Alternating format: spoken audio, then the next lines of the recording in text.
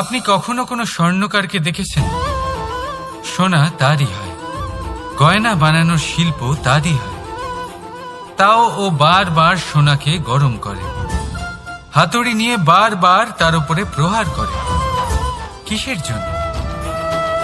যাতে সে সেই স্বর্ণকে কুন্দন বানাতে পারে, প্রত্যেক আঘাতের সাথে তার মধ্যে থেকে খাদ বের করতে পারে।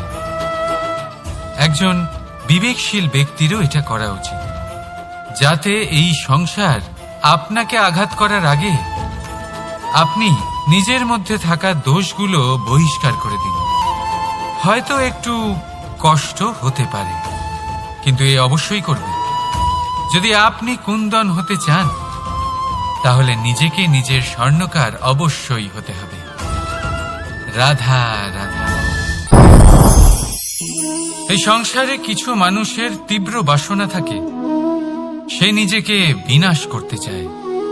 কিছু মানুষ মদ্যপান করে নেশায় বুঁদ হয়ে থাকেন, কিছু মানুষ বিলাসিতা করেন, আর কেউ সবার সাথে শত্রুতা করে বসেন।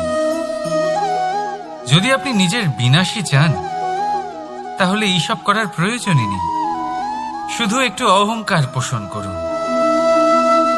হ্যাঁ, আপনি ঠিক শুনেছেন, এই অহংকার আপনাকে বিনাশ করে দেয়। এ হয়তো কাঁটার মতন বেঁধে না, কিন্তু এর ধার আপনাকে রক্তাক্ত করে দেয়।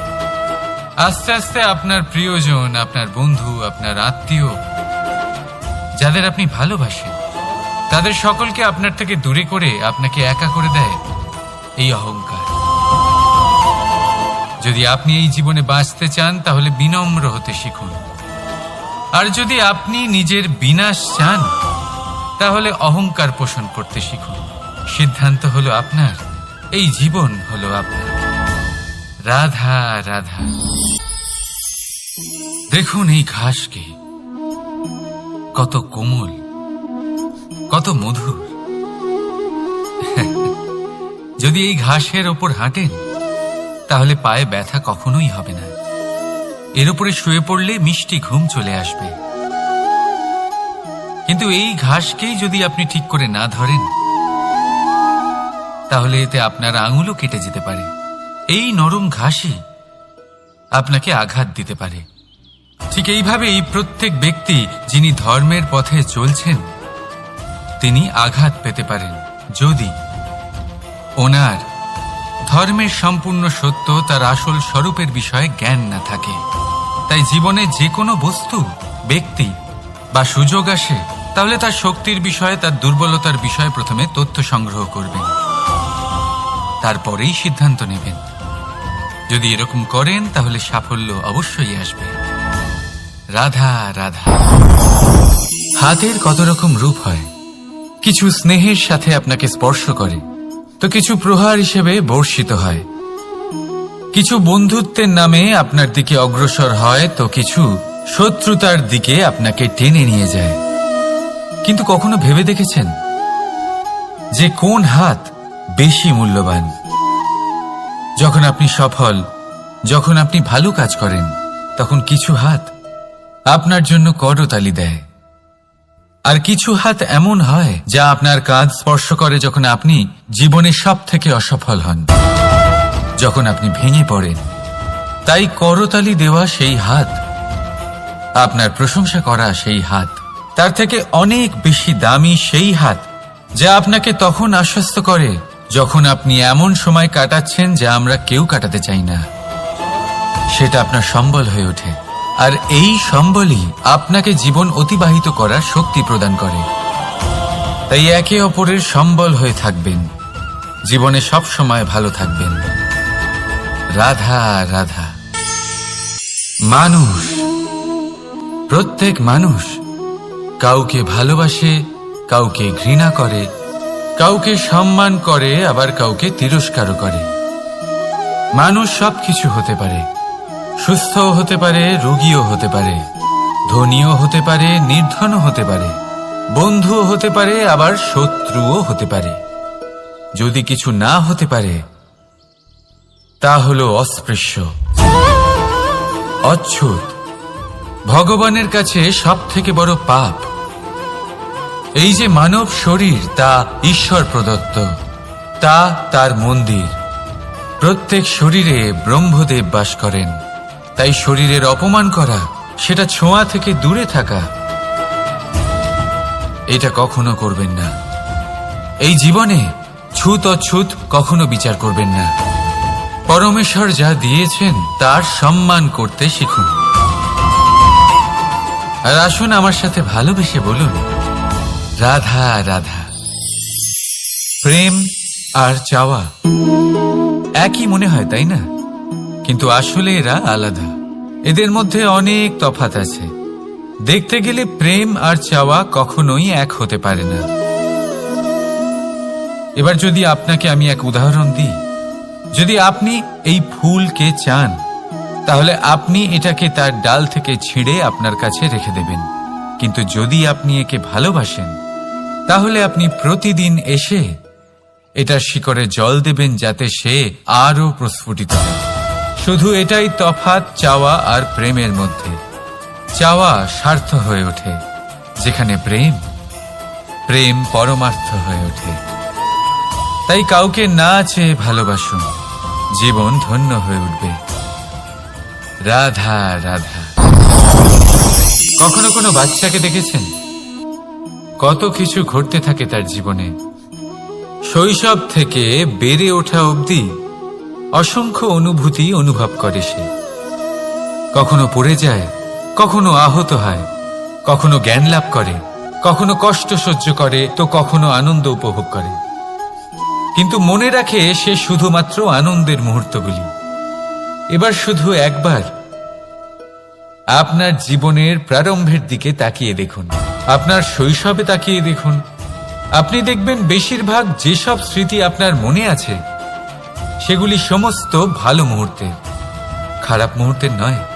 সেই জন্য শৈশব সব থেকে সুখী হয়, এতে নিশ্চিন্ত থাকা যায়। সেই জন্য আজ আপনি যতই বড় হয়ে উঠুন না কেন, খারাপ স্মৃতি, খারাপ ঘটনা সব ভুলে যাওয়ার চেষ্টা করুন। একবার খারাপ ঘটনা ভুলে যাওয়ার অনুভূতি আপনার হয়ে গেলে, তখন মনে রাখবেন, যতই কঠিন পরিস্থিতির মুখোমুখি আপনাকে হতে হোক, তার মোকাবিলা করতে আপনি সক্ষম। রাধা রাধা। যদি আমি আপনাকে জিজ্ঞেস করি যে এই সংসারে সবথেকে মাহাত্ম্যপূর্ণ বস্তু কি, তাহলে আপনি বলবেন জল।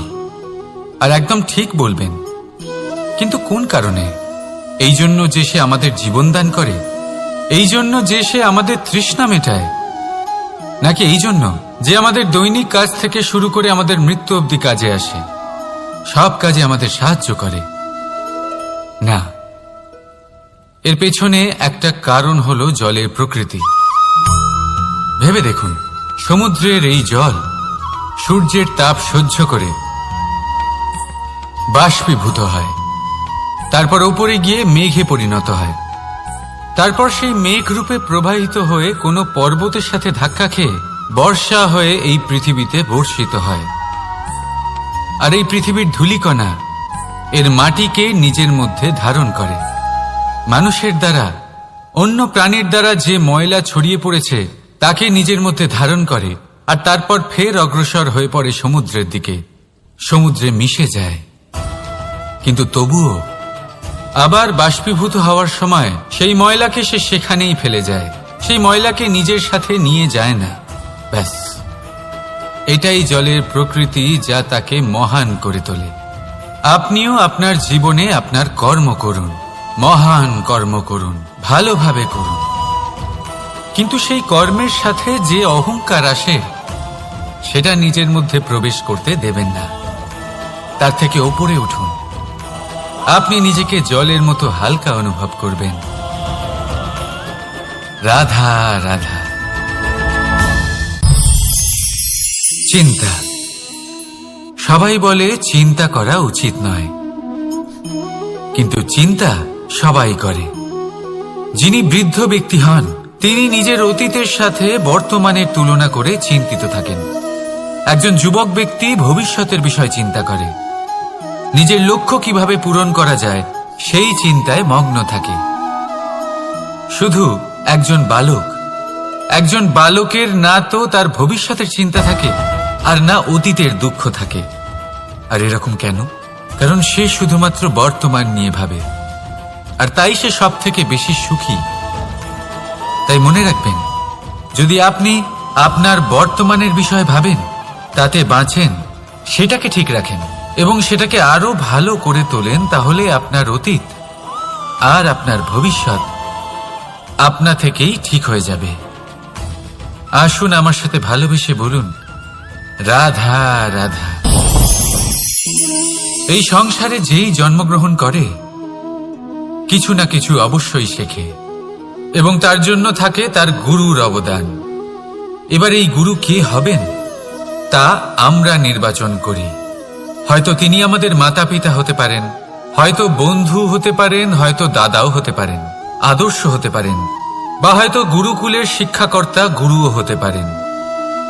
এবার সংসারের এমন কিছু জিনিস আছে যা জগতের কোনো গুরুই শেখাতে পারবেন না, তা আপনাকে সময় শিখিয়ে দেবে। কারণ এই সংসারে সময়ের থেকে বড় গুরু আর কেউ হয় না। এবার সময় আর গুরুর মধ্যে একটা সাদৃশ্য আছে আর একটা তফাতও আছে। সাদৃশ্য হলো যে সময় আর গুরু দুজনেই আপনাকে শেখায়। তফাতেই যে গুরু প্রথমে আপনাকে শিক্ষাদান করে, তারপর আপনার পরীক্ষা নেন। সময় প্রথমে আপনার পরীক্ষা নেয়, তারপর আপনাকে শিক্ষা দেয়। এবার শিক্ষা লাভ করে পরীক্ষা দেওয়া আর পরীক্ষা দিয়ে শিক্ষা লাভ করা এই দুই ভিন্ন বিষয়। আর সব সময় মনে রাখবেন, এই সময়ের থেকে আপনি যা শিক্ষা লাভ করবেন তা সব সময় যত্ন করে আপনার কাছে রেখে দেবেন। কারণ সময়ের থেকে বড়, সময়ের থেকে দামি, সময়ের থেকে অত্যন্ত আধুনিক আর কোনো গুরু নেই। রাধা রাধা। নাম কত সাধারণ একটা বিষয়। প্রত্যেক মানুষ যে জন্ম নেয় তাকে একটা নাম দেওয়া হয়, যা সে পেয়ে থাকে তার মাতা পিতার দ্বারা, না হলে তার গুরুর দ্বারা, বা কোনো আত্মীয়ের দ্বারা, বা কোনো কাছের মানুষের দ্বারা। এই নামের সাথেই সে আস্তে আস্তে বেড়ে ওঠে।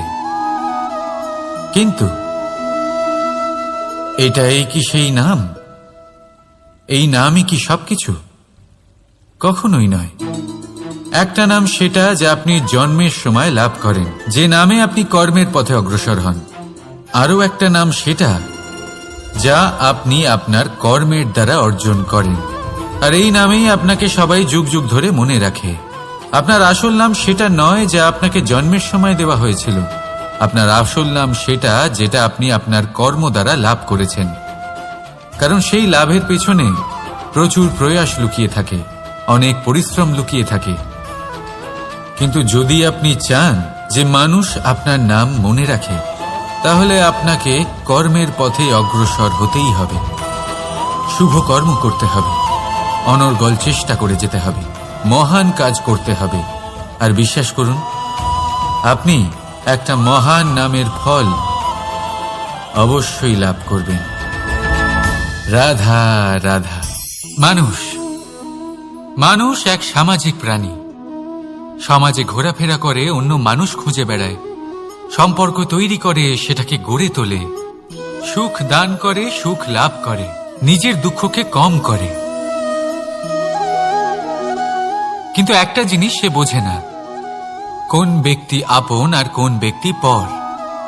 দেখুন, আপন সে নয় যে সুখের সময় আপনার সাথে থাকে। আপন সে যে দুঃখের সময়ে শুরু থেকে শেষ অবধি আপনার সঙ্গে থাকে। তাই খেয়াল রাখবেন, সুখের সময় যে আপনার সাথে থাকে তারা সেই ব্যক্তিগণ যাদের আপনি পছন্দ করেন। কিন্তু যে দুঃখের সময়, সমস্যার মধ্যে, কষ্টের ও একাকিত্বের মধ্যে আপনার সাথে থাকে, আপনাকে সব সময় সঙ্গ দেয়, তারা সেই ব্যক্তি যারা আপনাকে পছন্দ করে। এবারে কাকে আপনি আপন বানাবেন আর কাকে পর, সিদ্ধান্ত আপনার। রাধা রাধা। আপনি জীবনে কখনো দেখে থাকবেন অথবা শুনে থাকবেন যে মানুষ যখন দুধ পান করে তার মধ্যে যদি কোনো মাছি এসে পড়ে, সে আর সেটা পান করে না, সেই দুধকে কোথাও ফেলে দেয় সে। কিন্তু ভেবে দেখুন, এখানে পরিস্থিতি একটু আলাদা হলে, দুধের বদলে ঘি থাকলে মানুষ কি করে? সেই ঘি ফেলে দেয় না, সেখান থেকে মাছিটাকে বের করে ফেলে দেয়। এটা দিয়ে আমরা কি শিক্ষা পেলাম? এটাই যে এখানে মাছি গুরুত্বপূর্ণ নয়, গুরুত্বপূর্ণ হলো সেই খাবার, ঘি। এবারে ভাবুন, দুধ আর ঘি এই দুই উৎপন্ন হয় গরু থেকে, তাহলে বেশি মাহাত্ম্য ঘিকে কেন দেওয়া হয়? তার কারণ, যে যত বেশি তাপ সহ্য করে সে তত উৎকৃষ্ট হয়, সে ততটা মূল্যবান হয়। এতটাই মূল্যবান যে যদি তাতে কোনো দোষও থাকে মানুষ সেটা গ্রাহ্য করে না। তাই মনে রাখবেন, এই পুষ্টি অপুষ্টি এ শুধুই নামমাত্র, কিন্তু পরিশ্রম করা, সংঘর্ষ করা, তাপ সহ্য করা, এটা মানুষের অনুভূতি। তাই নাম নিয়ে না ভেবে অনুভূতির ওপরে মনোনিবেশ করুন, তাকে গুরুত্ব দিন।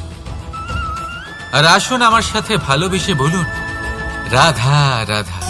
বহুবার আমরা জীবনে নিরাশ হয়ে পড়ি, এই ভেবে যে নিরন্তর চেষ্টা করার পরেও আমাদের নিজেদের লক্ষ্য প্রাপ্ত হচ্ছে না। আমরা বুঝতেই পারি না এটা কি হচ্ছে। অনেকবার এরকম মনে হয় যে সেই লক্ষ্য যা আমরা চাইছি, সেই স্বপ্ন যা আমরা দেখেছি, যার জন্য আমরা নিরন্তর চেষ্টা করেছি, আমরা হয়তো তার যোগ্যই নই। ওই লক্ষ্যই আমাদের জন্য সঠিক নয়। আমাদের মনোবল ভেঙে যায়, আর তা হলো অত্যন্ত কঠিন এক পরিস্থিতি। কিন্তু সেই সময় কি করা যেতে পারে? আপনাকে একটা উদাহরণ দিয়ে বোঝাই। কখনো কোনো বৃক্ষকে দেখেছেন? সেও অনেক কঠিন পরিস্থিতির সম্মুখীন হয়, যেমন পাতা ঝরার সময়। কোনো না কোনো রাস্তা দিয়ে, কোনো না কোনোভাবে আপনি পৌঁছে গেলে আপনি জানতে পারবেন আপনার সাফল্য আপনার জন্যই অপেক্ষা করছিল। রাধা রাধা। আপনি মনুর বিষয়ে নিশ্চয়ই শুনে থাকবেন।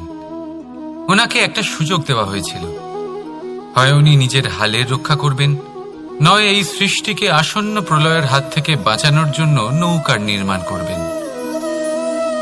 উনি নিজের নির্বাচন করেছিলেন, আর আজ আমরা সবাই মানুষ নামে পরিচয় পেয়েছি। এমনই এক সুযোগ পেয়েছিলেন শ্রীরাম এবং সীতাও। ওনারা আবেগের ঊর্ধ্বে উঠে এই সংসারের সামনে এক সেরা উদাহরণ প্রস্তুত করেছিলেন। এরকমই এক সুযোগ পেয়েছিলেন রাবণও, এরকমই এক সুযোগ পেয়েছিলেন কংস। একটা সুযোগ, অন্যায়ের পথ ত্যাগ করে সত্যের পথে চলার। ওনারা সেই সুযোগ ত্যাগ করলেন এবং ওনাদের এই সংসার ত্যাগ করতে হলো। একটা অত্যন্ত গুরুত্বপূর্ণ কথা মনে রাখবেন, সুযোগ এই শব্দ যতটাই ছোট, এটা জীবনে আসেও ততটাই কম সময়ের জন্য। এবার এই সুযোগের আপনি কি করবেন? এর সদ্ব্যবহার করে নিজের নাম প্রকাশিত করবেন, এই সংসারে ইতিহাসে নিজের নাম অমর করবেন, নাকি অসফল হওয়ার উদাহরণ হয়ে উঠবেন? সেই সিদ্ধান্ত হলো আপনার। রাধা রাধা। মানুষের একটি সমস্যা আছে যে মানুষ সাফল্যকে মাপতে থাকেন, লক্ষ্যপ্রাপ্তিকে মাপতে থাকেন এবং তার তুলনা করতে থাকেন যে ও এত কিছু পেল আর আমি পেলাম না, ওর কাছে এত কিছু আছে কিন্তু আমার কাছে নেই। এই তুলনা করার জন্য ওনারা দুঃখী হয়ে পড়েন, নিরাশ হয়ে পড়েন। তাই আমি একটা প্রশ্ন করছি যে এটা কি উচিত? এই সংসারে আপনি কি নিয়ে তুলনা করবেন, যেখানে সূর্যদেব চন্দ্রমা দুজনেই আছেন, দুজনেই হলেন বিশেষ, দুজনেই নিজ নিজ সময়ে উদিত হন। এদের মধ্যে একজন না থাকলে তাহলে আমাদের জীবন কঠিন হয়ে পড়বে। ঠিক সেইভাবেই আপনি যদি একটা বড় মনে হতে পারে, যদি আপনি যুদ্ধ করতে চান আপনার তলোয়ারের প্রয়োজন পড়বে, যদি বস্ত্র তৈরি করতে চান এত বড় তলোয়ার দিয়ে কিছুই হবে না, তখন প্রয়োজন পড়বে একটা ছোট্ট সূচের। তাই তুলনা করবেন না, না নিজেকে ছোট মনে করবেন না অন্য কাউকে। সবার সাথে সহযোগিতা করুন, আর যদি তুলনা করতেই হয় নিজের সাথে করুন, যে কাল আমি কেমন ব্যক্তি ছিলাম, আজ কি তার থেকে শ্রেষ্ঠ হয়ে উঠতে পেরেছি? ভেবে দেখুন ভবিষ্যতে গিয়ে আপনি কতটা শ্রেষ্ঠ ব্যক্তি হতে পারেন। আসুন আমার সাথে ভালোবেসে বলুন, রাধা রাধা। বস্ত্র আমাদের সকলের প্রিয়, এটা আমাদের জীবনযাপনের জন্য প্রয়োজনীয়।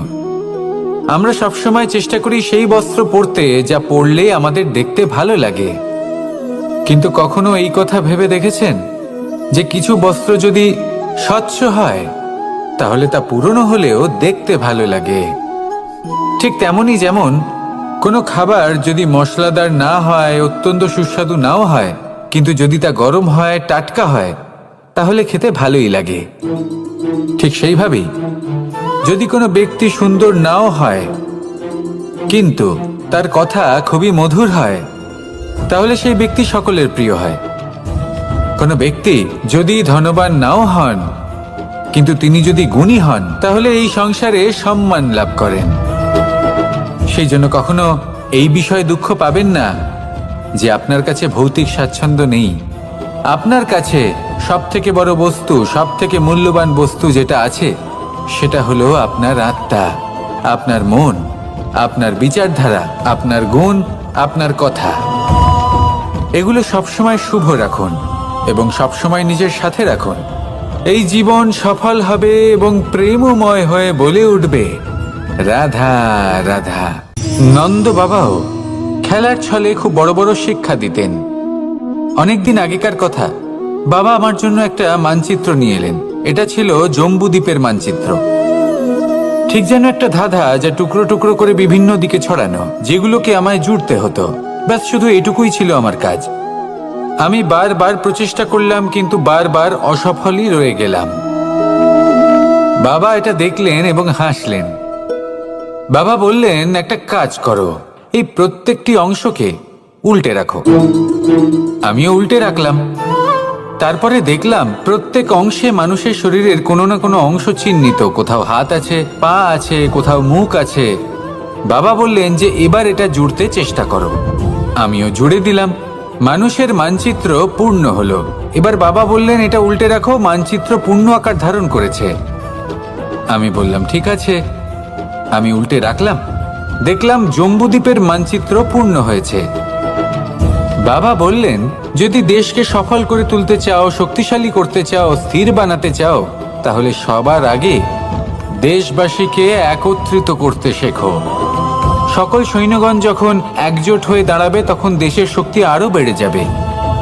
শুধু তাই নয়, বাবা বললেন, যদি ভালোবাসার সাথে জড়িয়ে পড়ো তাহলে পরমাত্মাও তোমার সামনে এসে দেখা দেবেন। তাহলে এটাই করুন আর আমার সাথে ভালোবেসে বলুন, রাধা রাধা। ছোটবেলা থেকেই আমি গরু চড়িয়ে অভ্যস্ত, সেই জন্য সকলে আমাকে গোপাল নামে ডাকত। কিন্তু গোপাল হয়ে আমি একটা অমূল্য শিক্ষা লাভ করেছি। আমি দেখেছি যে গৌশালাতে অনেক বাছুরের মধ্যে একটি গাই তার নিজের বাছুরকে অবশ্যই চিনে ফেলে। যেখানে সমস্ত বাছুর একই রকম দেখতে এবং প্রত্যেকের স্বরও সমান, তারপরেও সকল বাছুরের মধ্যে নিজের বাছুরকে ঠিক চিনতে পেরে যায় এবং তার সাথেই থাকে। ঠিক এইরকমই কিছুটা হয় আমাদের কর্ম এবং তার কর্মফল। আপনি সবার মাঝে থেকেও কোনো কর্ম যদি করেন, সেই কর্মফল সবার মধ্যে আপনাকে চিনে ফেলবে এবং আপনার সাথেই থাকবে। তাই যখনই কর্ম করবেন ভেবে চিন্তে করবেন। কোনো কর্ম করার আগে একবার ভেবে দেখুন, তাহলে জীবনে বারংবার অনুতপ্ত হতে হবে না। কারণ বিষয়টা কিছুটা এরকম যে এই সংসারে আপনি কাল, কর্মফল এবং সময়, এই তিনের হাত থেকে কখনো লুকোতে পারবেন না, কখনো পালাতেও পারবেন না। আসুন আমার সাথে ভালোবেসে বলুন, রাধা রাধা। জন্ম এবং মৃত্যু, একটি হলো জীবনের সূত্রপাত, আরেকটি জীবনের সমাপ্তি। এটা হলো একটি চক্র এবং প্রত্যেক চক্রের মতোই এটাও যেখান থেকে শুরু হয় সেখানে এসেই সমাপ্ত হয়। অর্থাৎ প্রত্যেক ব্যক্তি যারা জন্ম নিয়েছেন তার জন্মের সাথে এটা সুনিশ্চিত হয়ে যায় যে তার মৃত্যু হলো অবশ্যম্ভাবী। এই সংসারে এমন কিছুই নেই যা চিরকালের মতো থেকে যায়। এবার এটা আমরা সবাই জানি। আমাদের কাছে যে জীবনটা আছে, যেটা আমরা যাপন করতে পারি, সেই সময়কালে আমরা কি করতে পারি সেটা গুরুত্বপূর্ণ। এমন কিছু করুন যার ফলে মৃত্যুর পরেও আপনি অমর হয়ে থাকবেন। আমাদের কথা, আমাদের কর্ম এই সংসারে প্রেরণা প্রদান করতে পারে। আর যদি আমরা প্রেরণা নাও জোগাতে পারি, তাও এই সন্তোষ বোধ যেন থাকে যে আমরা আমাদের জীবন ব্যর্থ হতে দিইনি। এই জীবন যাপন করার ইচ্ছেতেই আমরা সময় ব্যর্থ করে দিই। আর এই জীবনকে যাপন করার সর্বশ্রেষ্ঠ উপায় হলো এটাই যে কখন আমাদের মৃত্যু হবে, কিভাবে আমাদের মৃত্যু হবে, এই চিন্তা ত্যাগ করে যেন আমরা বর্তমানে বেঁচে থাকি, আজকে বেঁচে থাকি, আজকে দাঁড়িয়ে কর্ম করি এবং আজ যে সংকট সামনে তার সম্মুখীন হই। ভবিষ্যতের পথ নিজে থেকেই উন্মুক্ত হবে। আপনার জীবনে অনেক বড় বড় বিপদরূপী পাথর আসবে। সেই পাথরগুলিকে এতটাই দুর্বল করে দিন যাতে সেই পথ আপনি অগ্রসর হওয়ার পরে আপনার পেছন পেছন যে সেই পথ দিয়ে আসবেন তিনিও যেন সহজেই পাথর চূর্ণ করে সামনে অগ্রসর হতে পারেন। মনে রাখবেন, আপনার প্রচেষ্টারও একটা মাহাত্ম্য আছে। যদি আপনি কোনো কেল্লার শিখরে পতাকা উত্তোলন নাও করতে পারেন, তাহলেও আপনার প্রচেষ্টার যে মাহাত্ম্য তা কখনো কমে যাবে না। সেই জন্য প্রচেষ্টা করতে থাকুন আর আমার সাথে ভালোবেসে বলুন, রাধা রাধা। মানুষ সবসময় চায় যে তার জীবনে যেন কখনো কোনো সমস্যাই না আসে। সে চায় তার জীবন যেন শুধুমাত্র শান্তি এবং সুখের দ্বারা পূর্ণ থাকে। কিন্তু এই চাহিদা অনুচিত কিছু নয়। আমরা সবাই এটাই চাই যে জীবনে সুখ থাক, শান্তি থাক। কিন্তু এই কথা সবসময় মনে রাখবেন, যে সূর্য উদিত হন সংসারকে প্রকাশমান করেন, দুপুরবেলায় সংসারকে রৌদ্র প্রদান করেন, সন্ধেবেলায় তাকেও অস্ত যেতে হয়। এবার আমাদের জীবন চক্র কিছুটা এরকমই। কোনো কিছুই চিরকাল একরকম থাকে না। কখনো এই নদীকে দেখুন যা বয়ে চলেছে। এই নদী যা বয়ে চলেছে তার পথেও অনেক বিপদ আসে।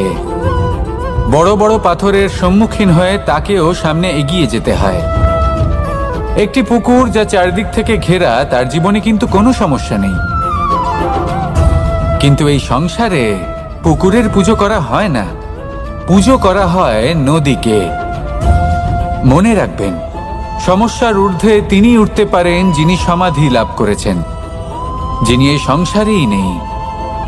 যিনি এই সংসারে আছেন এবং জীবিত আছেন, তার জীবনের সমস্যা হলো শ্বাসবায়ুর মতোই গুরুত্বপূর্ণ।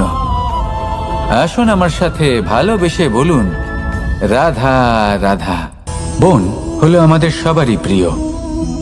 সেখানকার সৌন্দর্য, শান্তি, সেখানকার পরিবেশ আমাদের সকলের ভালো লাগে এবং সেখান থেকে আমরা কাঠ পাই, যা সংসারে আমাদের জীবনে আমাদের খুব সহায়ক হয়ে ওঠে। এর দ্বারা আমরা অনেক কিছুই প্রাপ্ত করতে পারি। অনেক বাদ্যযন্ত্র আমরা লাভ করতে পারি। এর অনেকভাবে প্রয়োগ সম্ভব। কিছু কাঠ অত্যন্ত সুগন্ধি হয় যা আমরা ঈশ্বরকে নিবেদন করি, যেমন চন্দন। এবার ভাবুন, একজন অসাবধানী ব্যক্তি, তার হাত থেকে ছোট্ট একটা আগুনের ফুলকি যদি সেখানে পড়ে, তাহলে তা সমগ্র বনকে ভস্ম করে দিতে পারে। আর যখন এই আগুন ছড়িয়ে পড়ে, তখন তা কাউকে রেহাই দেয় না। অন্য বৃক্ষকে নয়, পাতাকে নয়, ফলকে নয়, কাঁটাকে নয়, কাউকে নয়, পথে যাকে পায় তাকেই ভস্ম করে দেয়। এই ছোট্ট আগুনের ফুলকি। কিন্তু এই ছোট্ট আগুনের ফুলকি সবার আগে কাকে ভস্ম করে? সেই সকল ছোট ছোট শুকনো পাতা, সেই ছোট ছোট গাছের ডাল। ঠিক সেইভাবেই আপনার জীবনে একজন খারাপ ব্যক্তি এসে হয়তো আপনার সমগ্র জীবন ধ্বংস করে দিতে পারে। আর আপনার এই জীবনে এই ছোট ছোট শুকনো পাতা এবং এই ছোট ছোট শুকনো কাঠ আপনার ছোট ছোট স্বার্থ। আপনার স্বার্থের দ্বারা এই অশুভ ব্যক্তি আপনার মনে অশুভ আবেগ বাড়িয়ে তুলবে এবং আস্তে আস্তে আপনার জীবন শেষ করে দিতে পারে। তাই মনে রাখবেন, এই জীবন অমূল্য। আপনি হলেন অমূল্য। এই জীবন যাপন করুন এবং এই জীবনের কাছে পৌঁছানোর দ্বার আর কোথাও নেই, আপনার কাছেই আছে। আপনার মনে, আপনার বিবেকে, আপনার দৃষ্টিভঙ্গিতে, আপনার ভাবনাতেই আছে। এই দ্বারকে খুলুন জীবন সফল হবে আর ভালোবেসে বলবে রাধা রাধা। কথায় আছে যে স্বপ্ন এবং লক্ষ্য হলো একটি মুদ্রারই দুটি দিক। যতক্ষণ না স্বপ্ন দেখছেন ততক্ষণ বুঝবেন কি করে আপনার লক্ষ্য কি। স্বপ্ন দেখে যদি নিজের লক্ষ্য বুঝতে পারেন, সেটা পেতে চান, তবেই সেটা লাভ করতে পারবেন। কিন্তু স্বপ্ন এবং লক্ষ্য এই দুইয়ের মধ্যে একটা ভারসাম্য রয়েছে যেটা বজায় রাখা প্রয়োজনীয়। একে আমরা বলে থাকি পরিশ্রম। দেখুন, যদি আপনি স্বপ্ন দেখতে চান তাহলে পরিশ্রম ত্যাগ করে নিদ্রা লাভ প্রয়োজন। কিন্তু যদি আপনি লক্ষ্য লাভ করতে চান তাহলে আপনাকে নিদ্রা ত্যাগ করে পরিশ্রম করতে হবে। তাই আলস্য ত্যাগ করুন এবং সিদ্ধান্ত নিন যে আপনি কি চান। আপনার জীবনের এই তুলাদণ্ডে স্বপ্নের পাল্লা ভারী হওয়া প্রয়োজন নাকি লক্ষ্যের?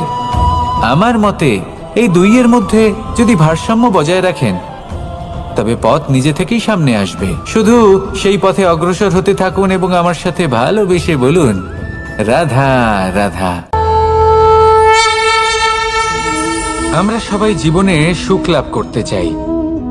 শুধু জীবনে কেন, জীবনের পরেও আমরা সুখ লাভ করতে চাই। আমরা সকলে স্বর্গের কামনা করি। কিন্তু খুব সহজ একটা কথা, যদি আপনি স্বর্গ লাভ করতে চান তাহলে প্রথমে মৃত্যু লাভ করতে হবে। আপনি যদি প্রাণই না দেন তাহলে আপনি স্বর্গ লাভ কিভাবে করবেন, তাই না? শুধু এই ছোট্ট একটা বিষয় দ্বারা আমরা জীবনে অনেক কিছুই শিখতে পারি। যদি আপনার কোনো লক্ষ্য থাকে, কোনো মনোবাঞ্ছিত স্থান থাকে, কোনো বড় কাজ আপনি করতে চান, তাহলে সেই সবই হবে। কিন্তু শুধুমাত্র কামনা করলে হবে না, আপনাকে কর্ম করতে হবে। নিরন্তর প্রয়াস, পরিশ্রম, পথ খুঁজতে হবে, সামনে অগ্রসর হতে হবে। কখনো অসফল হলে তার কারণ খুঁজতে হবে, বিপদের সম্মুখীন হতে হবে, অন্তর থেকে নিজের শক্তি বাড়িয়ে তুলতে হবে। তবেই আপনি নিজের লক্ষ্য লাভ করতে পারবেন, মনোবাঞ্ছিত স্থান পাবেন। মহান নদী গঙ্গা একটি বিন্দু দ্বারা শুরু হয়, ধীরে ধীরে অগ্রসর হয়। কোনো পাথরে ধাক্কা খেলেও সে থামে না, বরং এগোতেই থাকে। তারপরেই সে মহান নদী গঙ্গা হয়ে উঠতে পারে। পরিশ্রম করুন, লক্ষ্য লাভ করুন, আর আমার সাথে ভালোবেসে বলুন রাধা রাধা। এই সংসারে তিন ধরনের আবেগ অত্যন্ত গুরুত্বপূর্ণ, যা প্রত্যেক মানুষের জীবনে থাকে। প্রথমটা হলো আনন্দ, যা আমরা সবাই লাভ করতে চাই। দ্বিতীয় হলো ক্রোধ। এটা তখনই আসে যখন আমরা আমাদের উপর নিয়ন্ত্রণ হারাই বা কোনো পরিস্থিতি আমাদের প্রতিকূল হয়ে থাকে। তৃতীয় হলো দুঃখ। এই দুঃখ তখনই আসে যখন কোনো একটা পরিস্থিতি আমাদের মনের মতো হয় না, বা আমাদের প্রিয়জন আমাদের বুঝতে পারেন না, আমরা অমূল্য কিছু হারিয়ে ফেলি। তখন এই দুঃখ আমাদের হৃদয়ে আশ্রয় নেয়। এই তিন আবেগ হলো এমন যে আমাদের জীবনে আসতে এবং যেতে থাকবে। কিন্তু এই তিনটি আবেগের বিষয়ে কোন কথাটা মনে রাখতে হবে সেটা শুনুন। যখনই আপনি আনন্দে থাকবেন, প্রতিশ্রুতি দেবেন না। কারণ যখন মানুষ আনন্দে থাকেন তখন তিনি নিজের বিবেক বোধ হারিয়ে ফেলেন। দ্বিতীয়ত, যখনই আপনি ক্রুদ্ধ হবেন, উত্তর দেবেন না। কারণ ক্রোধের বশে যে উত্তরই দেবেন সেটা শুভ হবে না। তৃতীয়ত, যখনই আপনি দুঃখী থাকবেন, কোনো সিদ্ধান্ত নেবেন না।